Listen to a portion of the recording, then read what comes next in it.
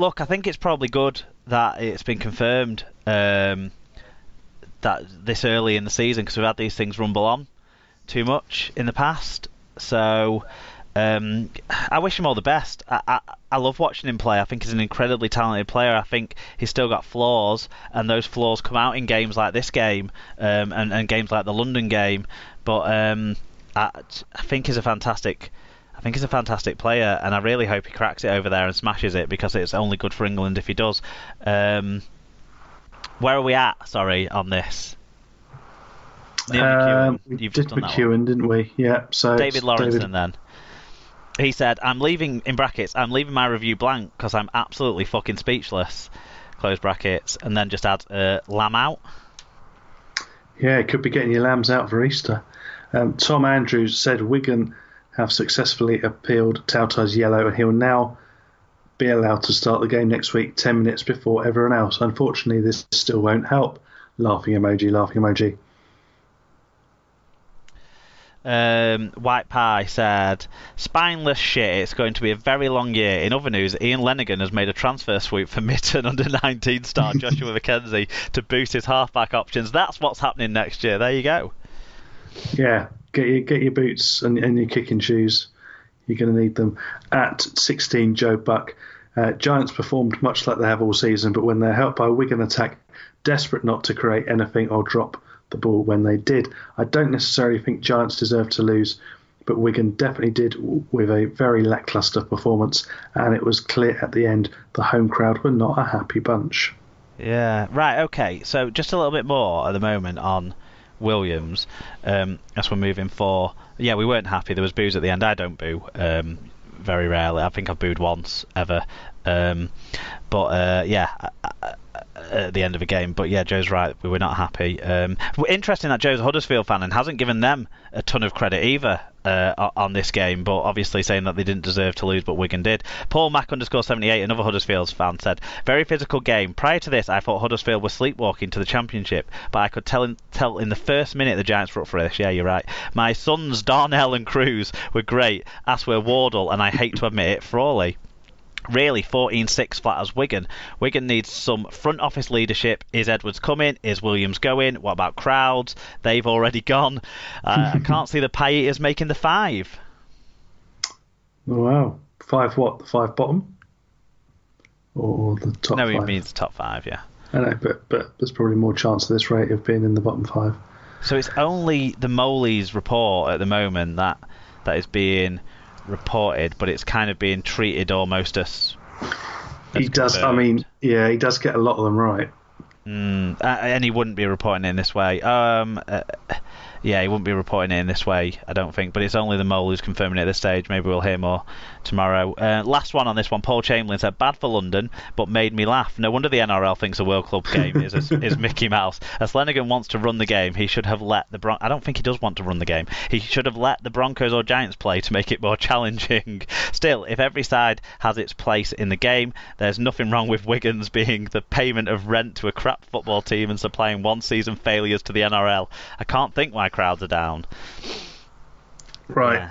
Well, that's it, isn't it? It's just the Williams stuff is thrown me, I guess, here now, rather than because I didn't expect anything to be kind of wrapped up as almost concrete at this stage. It's very strange with Wigan. Normally we all know it's happened, but don't get anything confirmed for ages, which might still happen, of course. 3-year deal apparently. It should be a good transfer fee that Wigan will be getting, but that doesn't change things on the pitch for us. From the game itself, I kind of sat down and had a think about this game. It's hard for me to pick out any star players for both sides, really. I mean, Jerry was a constant thorn, always hard to put down, got a few really good offloads away, and Leeming operated really well off the back of what Jerry was doing. I was going to say, Cruz Leeming definitely came across as a star from the highlights that I watched. Yeah, he did, but how much of a challenge did Wigan put up to what he was doing? That's kind of the asterisk against a lot of this Huddersfield stuff, really, for me. Huddersfield repeatedly went down their short side on their right, which, I've talked about in the stats, so that was where they made a lot of ground. For Wigan, Joe Bullock keeps holding up his end and looks like a player who is grasping his chance at Super League. We talked about Maymo coming in and other players at places like clubs like Warrington, even St Helens, Aaron Smith had a decent game apparently. You know, and other teams that players are coming in and taking the chances. They're not doing that at Wigan, but Joe Bullock has taken his chance. It's just a shame that some of his more illustrious colleagues aren't really doing the same. But Wigan were just crap, and Huddersfield did create a lot of pressure early in the game in the terrible conditions that Wigan didn't adjust well to, and Huddersfield put in some really neat kicks that Wigan at least showed a desire to get to and defend, and resulted in goal line dropouts more than anything else. But then started the hilarious reel of pathetic tackling attempts from Wigan. I was going to say, we're going to have to talk about my moment of the match. Well, before we get to that, possibly my moment of the season so far. Before we get to that, Liam Marshall had two spectacular fails of tackling attempts. The first one resulted in the Cruz Lehman try. The second one resulted in Liam Marshall getting injured and looking like a bad one, unfortunately for him. Hopefully Manfredi's smack to the face isn't as bad. And Joe Burgess is on the cards for coming back soon as well from a Wigan squad depth point of view. And Tom Davies obviously was left out of this game, but I don't think there's a problem there. So that was bad. And then obviously the clip that's been doing like the rounds all around the world. Maybe Wigan made sure the deal was signed off before Canberra spent too much time watching it. Yeah. Go on, talk about it. It was just fantastic. It wasn't even an air shot. It was almost like he was trying to give someone an imaginary hug. And it was just brilliant. And I think this is funnier than Ryan Atkins celebrating any try that wasn't. As in terms of viral clip, I think this is possibly. I might have to keep it in the breaking case of happy thoughts required. I mean, we've all seen it, haven't we? Numerous times. I think Williams was about to jump into the tackle, then sort of hesitates because he sees Morgan Escaray running back as well. Yeah, it's all Escaray's fault. Yeah, no, it's not all Escaray's fault. It's just hilarious how it panned out. But I think that's what's made him have a second thought. But by then he was already sort of starting to jump in, and he didn't commit to it then, did he? But to me, what it shows entirely is that there is a problem with commitment at times in tackling with this Wigan side. That's allowing teams to get up on top of us. We're going forward 2 yards and stopping, whereas Huddersfield were relentlessly up with their line speed. What their coach came out and said last week was listened to by the players. They were pathetic in their effort levels last week. They were first to no balls. They were winning no collisions. They were not putting the required effort and desire in, and they turned that around. And like Paul Mack said, from the off, you could see that they'd turn that around. So that area of the game, definitely well done to Huddersfield, and they totally deserve this, even though maybe their attack isn't that great. Whereas George Williams was just a super hilarious version of what Wigan have been doing for a few weeks now, really, which is being off the intensity required in defence and thinking about other things other than making those hits. So, yeah. So that's your highlight moment of the game. For me, I think there was Lehman's try. That was good. It probably would deserve more credit if Wigan's defending wasn't so incapably abysmal, to be honest. Morgan Escaray's try was very nice. Finally, a Wigan player reacting to what they saw in Thomas Luluai, and Escaray being primed ready for that. Maybe the highlight moment of the whole game for me, that was probably the best thing but that both sides did, was Hardacre's break. That McIntosh managed to chase him down and pull him down. I think that was as exciting as anything got in this game from either side, and I think both sides deserve credit there because it was a great play by Wigan off the 20-metre tap, and then a great effort by McIntosh, which was seen before from him already this season, which is showing his pace once he gets into the sprint. Great work from him. Wigan then shoddily couldn't convert with 5 tackles on the opposition line, which just goes to show some of the problems Wigan are having at the moment. But yeah, credit to Huddersfield for winning, but I think Wigan lost this one more than anything else. Do you think, personally? I'm going to pose this question. Do you think Sean Loughlin has gone on with Wigan a year too long, could have gone to Leeds, and that's part of the problem, almost hanging him in? I don't think there's any problem in the could have gone to Leeds aspect. I think more he's just not playing very well at the moment, to be honest, and he's showing his frustration. There was the bullet pass from Sam Powell that he was never expecting when his run was designed as a dummy run as far as he was concerned, and the pass was round his cock basically anyway, so it was hard to take. So there was that moment in the game, wasn't that? It was pretty tense, to be honest.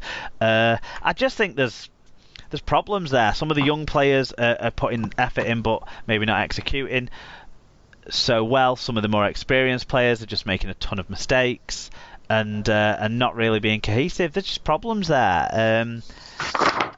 Like Lamb says, none of them are really sure what's happening. I think people are looking for criticisms where they can in what Adrian Lamb's saying, especially Wigan fans trying to find holes to try and point the finger at him. To be honest, I'm pointing the finger, just like last week, more at the senior players, because you don't become this shit over an off season, no matter what your new coach is doing. And if the new coach is having a negative impact on things, you've got people who should feel confident enough of approaching the new coach and covering some of these things and trying to work out these things together. And I think that might have happened under previous regimes, and it doesn't feel like it maybe is. I don't know if it is or isn't happening right now, but no one's pulling them together on the same page, and no one knows who should be where when, and it's just not right. But credit to Huddersfield, they definitely deserve to win the game.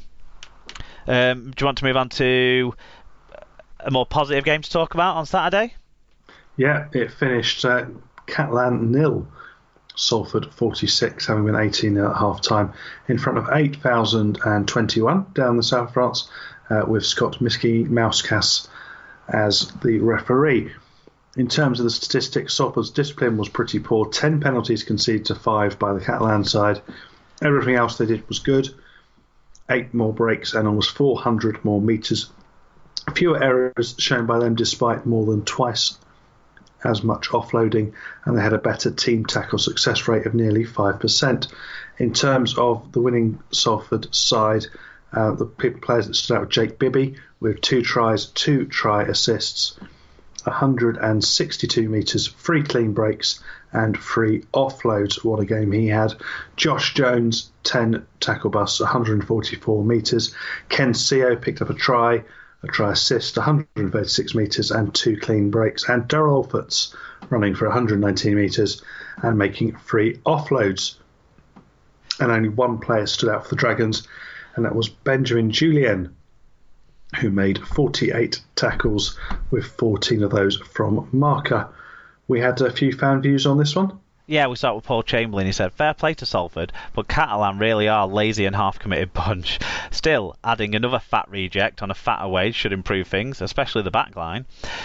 The showdown at the Nou Camp is rapidly looking more and more hilarious, and that game might well have ended the careers of a few spread bettors too. Yeah. Owen Hughes says, wow, serious effort from the boys today both ways. Evalds, Bibby and Dudson deserve special mention, but what really was just a great team effort. The 46 is brilliant, the 0 is just awesome. I had my review written before the game. It said something like, good effort, but we couldn't expect to beat teams like Catalan away with our squad, etc.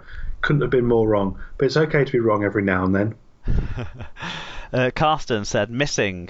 I hope John appreciates that when Owen's father-in-law, with the apology at the start of the show. Karsten said, missing Catalan Dragons rugby league team last seen on Saturday the 2nd of March at Stade Gilbert Brutus. Coach Steve McNamara is missing his 17 first team players after they failed to show up for their game against Salford Red Devils on Saturday the 9th of March. Paul O'Brien, PRB 1976, says great performance from Salford. And finally, St David said, best display of attacking rugby I have seen this season. Bloody hell, I bet the 2 minibuses of Reds fans had a cracking night in Perpignan. I tell you what, there was more Salford fans in Perpignan than there were Huddersfield fans in Wigan. And they made a lot of noise throughout, although so did the Huddersfield fans in Wigan, to their credit. But yeah, those Salford fans will have had a great time. Who'd have thought it? Without Mossop, without Junior Sow, it's a thin squad. What did you make of it?